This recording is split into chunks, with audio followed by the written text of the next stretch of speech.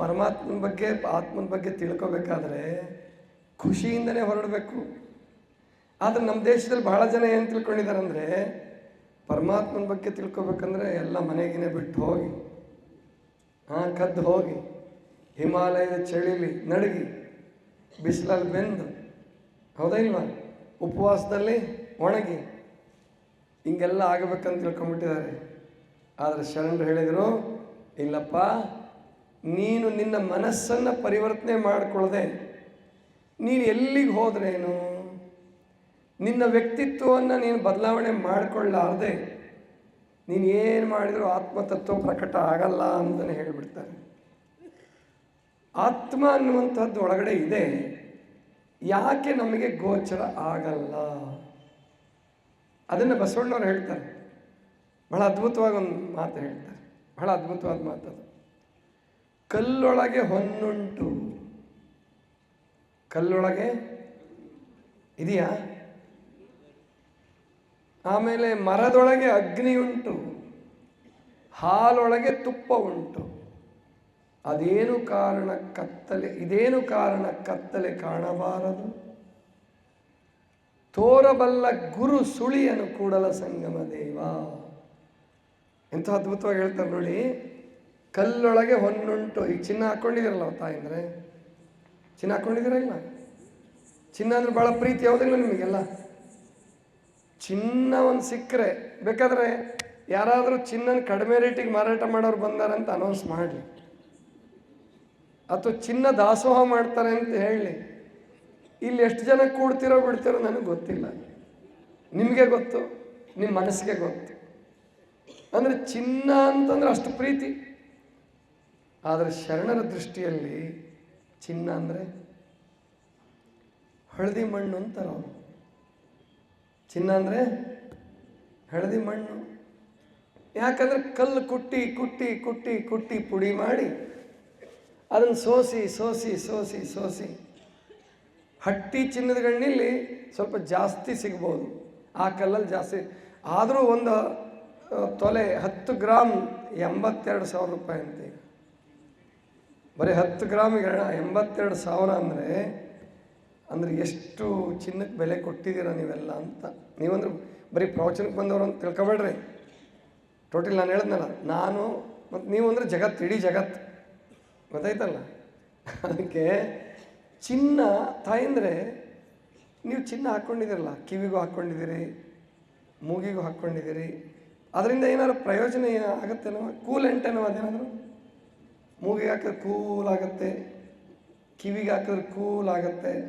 ಅಥವಾ ಅದೇನಾದ್ರು ಆ್ಯಂಟಿಬಯೋಟಿಕ್ಕ, ಸೊಳ್ಳೆ ಬರೋಂಗಿಲ್ಲ, ಮೂಗತ್ರ ಕಿವಿ ಹತ್ರ ಚಿನ್ನ ಹಾಕಿದ್ರೆ ಸೊಳ್ಳೆ ಬರೋಂಗಿಲ್ಲ ಅಂತ ಹಂಗೇನಾದ್ರು ಇದೆಯಾ? ಅಂದರೆ ಅದು ಕೂಲೆಂಟು ಅಲ್ಲ, ಆ್ಯಂಟಿಬಯೋಟಿಕ್ಕು ಅಲ್ಲ. ಹಂಗಾದ್ರೆ ಚಿನ್ನ ಹಾಕೋದೇನಕ್ಕೆ? ಆರೋಗ್ಯಕ್ಕೆ ಒಳ್ಳೆಯದ ಅದು? ಏನಪ್ಪ ಚಿನ್ನ ಹಾಕ್ಕೊಂಡ್ರೆ ಜ್ವರ ಬರೋಂಗಿಲ್ಲ, ತಲೆನೋವು, ಮೈಗ್ರೇನ್ ಹೋಗುತ್ತೆ. ಒಂದು ಮೂಗ್ನತ್ತು, ಸುಬ್ಬಲಕ್ಷ್ಮಿ ಮೂಗ್ನತ್ತು ನೋಡಿದ್ರೆ ನೀವು ಯಾರಾದರೂ? ಭಾಳ ದೊಡ್ಡದಿತ್ತಂತ, ರತ್ನ ಖಚಿತ ಮೂಗ್ಬಟ್ಟು ಅಂತೀರ, ಮೂಗ್ನತ್ತು ಅಂತೀರ. ಅದನ್ನು ಹಾಕ್ಕೊಂಡ್ರೂ ಕೂಡ ಆರೋಗ್ಯಕ್ಕೇನೋ ಲಾಭ ಅಂತಿಲ್ಲ, ಇದೆಯಾ? ಇಲ್ಲ. ಮತ್ತು ಹಂಗಾರೆ ಚಿನ್ನ ಹಾಕಬೇಕಾದ್ರೆ ಏನಕ್ಕೆ ಹಾಕೋದು? ಒಂದು ಘಟನೆ ನಡೀತಂತ ಆ ಕಡೆ, ಮೈಸೂರು ಕಡೆ, ನಿಮ್ದಲ್ಲ, ಗೊತ್ತಾಯ್ತಲ್ಲ? ಹಿಂಗೆ ಒಬ್ಬಳು ತಾಯಿಗೆ ಒಂದು ಆ ಸುಬ್ಬಲಕ್ಷ್ಮಿ ಮೂಗನ ಬಟ್ ನೋಡ್ಬಿಟ್ಟು ಟಿ ವಿಲಿ ಅಂಥದ್ದು ನಾನು ಹಾಕ್ಕೋಬೇಕಂತ ಆಸೆ ಆಗ್ಬಿಡ್ತು. ಪಾಪ ಬಡವಿ ಯಾಕೆ ಅಂತ, ತೀರೇನು ಬಡವಿನೂ ಅಲ್ಲ, ತೀರಾ ಶ್ರೀಮಂತಳು, ಅದು ಮಧ್ಯಮ ವರ್ಗ. ಕಷ್ಟಪಟ್ಟು ಗಂಡ ಕೊಟ್ಟಿದ್ದ ದುಡ್ಡು, ಅಮ್ಮನ ಹತ್ರ ದುಡ್ಡು, ಮತ್ತು ತಾನು ದುಡ್ದಿದ್ರಲ್ಲಿ ಸ್ವಲ್ಪ ಉಳಿಸಿ ಮಾಡಿ ಏನೋ ಮಾಡಿ ಒಂದು ಮೂಗ್ಬಟ್ಟು ತೊಗೊಂಬಂದು, ಒಳ್ಳೆ ರತ್ನ ಖಚಿತ ಮೂಗ್ಬಟ್ಟು. ಎಷ್ಟು ಆಗಿನ ಕಾಲಕ್ಕೆ ಒಂದು 60,000 70,000 ಬೆಲೆ ಬಾಳ್ತಿತ್ತು ಏನೋ ಗೊತ್ತಿಲ್ಲ. ಚಲೋದು ತೊಗೊಂಬಂದು ಹಾಕ್ಕೊಂಡ್ಲು. ಆ ಕಡೆ ಸಂಕ್ರಾಂತಿಗೆ ಎಳ್ಳು ಬೆಲ್ಲ ಹಂಚೋದು ಅಂತ ಮಾಡ್ತಾರೆ. ನೀವು ಹಂಚ್ತೀರ? ಎಳ್ಳು ಬೀರೋದು ಅಂತೀರಿ ನೀವು, ಬೇರೆ ಎಳ್ಳು. ಆ ಕಡೆ ಎಲ್ಲ ಎಳ್ಳು ಬೆಲ್ಲ ಹಂಚ್ತಾರೆ, ಭಾಳ ಚಂದ ಮಾಡ್ತಾರೆ ಅವ್ರು. ಕೊಬ್ಬರಿ, ಶೇಂಗಾ, ಎಳ್ಳು ಬೆಲ್ಲ ಎಲ್ಲ ಹಾಕಿ ಮಸ್ತ್ ಮಾಡ್ತಾರೆ, ಬೀರೆಳ್ಳು ಅಂತ ಹೇಳ್ತಾರೆ. ಇವಳು ಎಳ್ಳು ಕೊಡೋಕ್ಕೆ ಹೋದ್ಲು, ಹೇಳ್ಕೊಡ್ತಾ ಮೂಗು ತೋರಿಸೋದು, ಹೇಳ್ಕೊಡೋದು ಮೂಗು ತೋರಿಸೋದು, ಹೇಳ್ಕೊಡೋದು. ಯಾರು ಕೇಳಲೇ ಇಲ್ಲ. ಆಕೆಗೆ ಭಾಳ ಬೇಸರ ಬಂತಂತೆ. ಸಾಯಂಕಾಲ ತನಕ ಮೂಗ್ಬಟ್ಟು ತೋರಿಸಿದ್ಲು. ಎಲ್ಲರೂ ಏನು ತಿಳ್ಕೊಂಬಿಟ್ಟು ಇವಳಿಗೆಲ್ಲ ಇಂಥ ಮೂಗ್ಬಟ್ಟು ಇವಳೆಲ್ಲ ತರ್ತಾಳೆ, ಯಾರ್ದೋ ಇಸ್ಕೊಂಡು ಹಾಕ್ಕೊಂಡಿರ್ಬೇಕು. ಪಾಪ ಅವಳು ಕಷ್ಟಪಟ್ಟು ತಂದಿದ್ಲು. ಕೊನೆಗೆ ಸಂಕ್ರಮಣ ಹಬ್ಬ ಅಂದ್ರೆ ಅವತ್ತು ಏನು ಅಷ್ಟೊತ್ತಿಗಾಗಲೇ ರಾಗಿ ಬಣವೆ ಅಂತೀರ, ಅದು ರಾಗಿ ಹುಲ್ಲು, ಭತ್ತದ ಹುಲ್ಲೆಲ್ಲ ಹಾಕಿರ್ತಾರಲ್ಲ, ಒಟ್ಟಿರ್ತಾರಲ್ಲ. ತುಳಿಸೋದಕ್ಕೆ ಮುಂಚೆ, ರಾಶಿ ಮಾಡೋಕ್ಕೆ ಮುಂಚೆ ಯಾವುದಾದ್ರೂ ನಿಮ್ಮ ಕಡೆ ಏನಂತೀರಿ, ಬಣವೆ ಅಂತೀರ? ಹಾಂ, ಬಣವೆ. ಒಂದು ದೊಡ್ಡ ಗೌಡ್ರ ಮನೆ ಹಿತ್ತಲಲ್ಲಿ ಬಣವೆಗೆ ಬೆಂಕಿ ಬಿದ್ದುಬಿಡ್ತು. ಎಲ್ಲರೂ ನೋಡಕ್ಕೆ ಬಂದರು, ವಾರ್ಸಕ್ಕೆ ಬಂದರು. ಏನು ಅವಳು ಬಂದು ಹಿತ್ತಲಲ್ಲಿ ಮೂಗು ಮಟ್ಟು ಫಳ ಹೊಳಿತಿತ್ತು.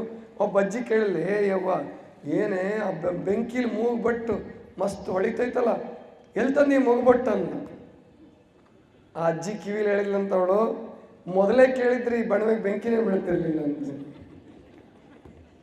ಗೊತ್ತಾಯ್ತಲ್ಲ?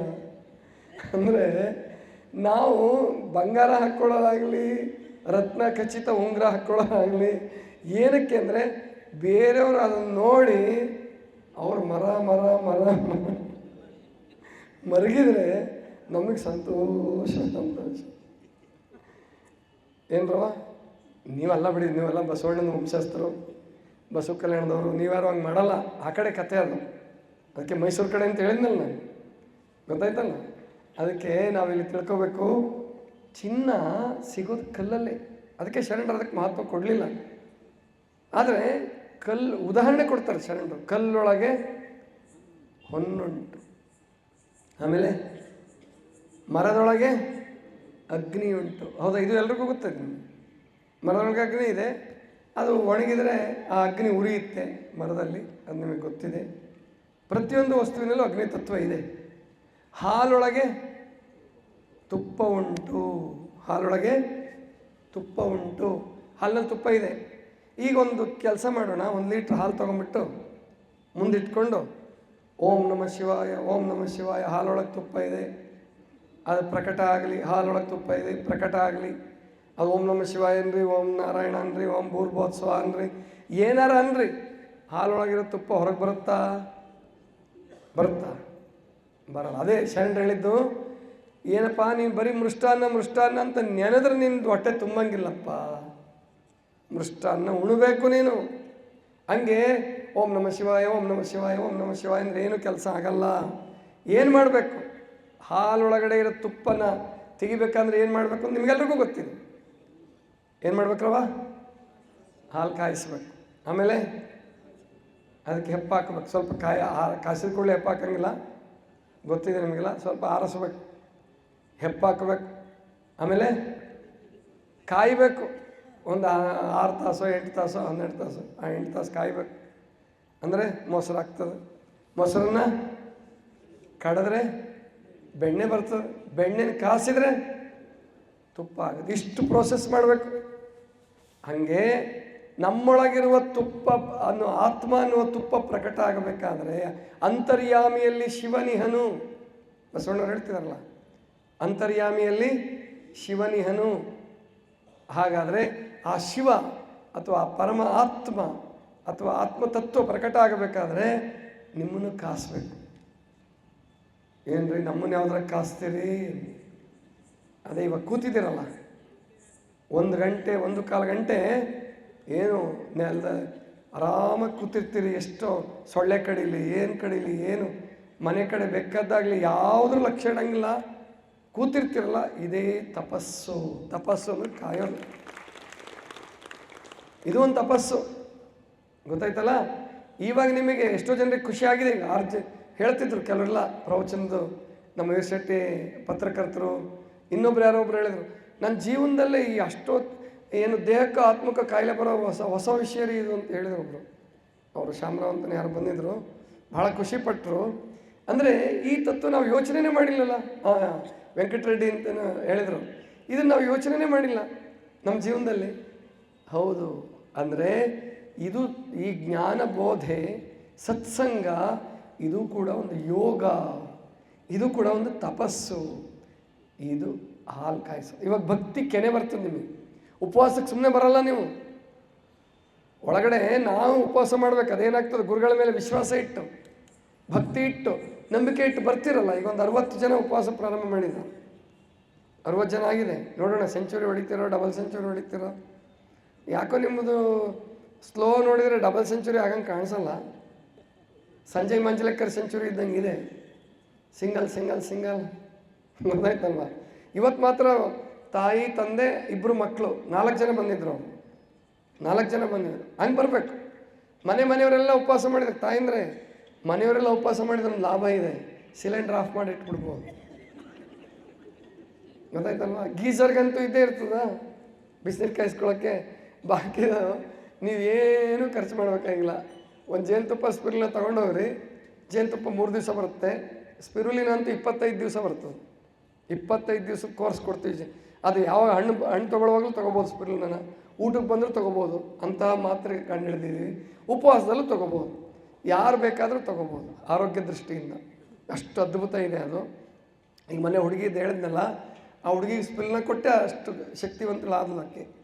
ಇನ್ನು 6 ದಿವಸಕ್ಕೆ ಅಷ್ಟು ಶಕ್ತಿವಂತಳಾಗ್ತಿದ್ದಾಳೆ. ಅದಕ್ಕೆ ನಾವಿಲ್ಲಿ ತಿಳ್ಕೋಬೇಕು. ಅಂದರೆ ಈ ಭಕ್ತಿ ಎನ್ನುವಂಥ ಕೆನೆ ಬರ್ತದೆ. ಸತ್ಸಂಗದಿಂದ ಈ ಥರ ತಪಸ್ಸು ಮಾಡಿದರೆ ಏನು ಬರ್ತದೆ? ಭಕ್ತಿ ಎನ್ನುವ ಕೆನೆ ಬರ್ತದೆ.